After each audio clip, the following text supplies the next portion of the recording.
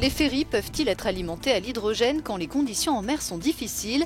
Les îles britanniques Orcades participent à un projet qui vise à développer des navires dotés de ce type de propulsion pour assurer les liaisons maritimes dans l'archipel.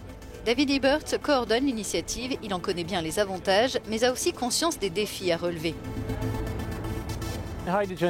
L'hydrogène est vraiment le seul carburant propre que nous envisageons pour une liaison maritime longue distance. Nous menons 2 projets avec l'hydrogène actuellement. L'un concerne le navire qui est derrière nous. Le projet s'appelle iDime. Il consiste à combiner le combustible à hydrogène avec le diesel actuel, ce qui permet d'avoir une réduction juste et immédiate de l'empreinte carbone et des autres émissions.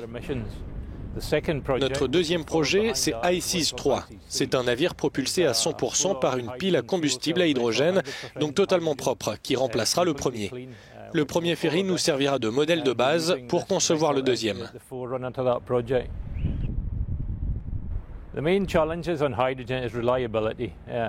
L'un des principaux défis à relever avec l'hydrogène, c'est la fiabilité, parce qu'il n'y a pas assez de personnes formées à l'utilisation des systèmes à hydrogène et la gestion de leur chaîne logistique.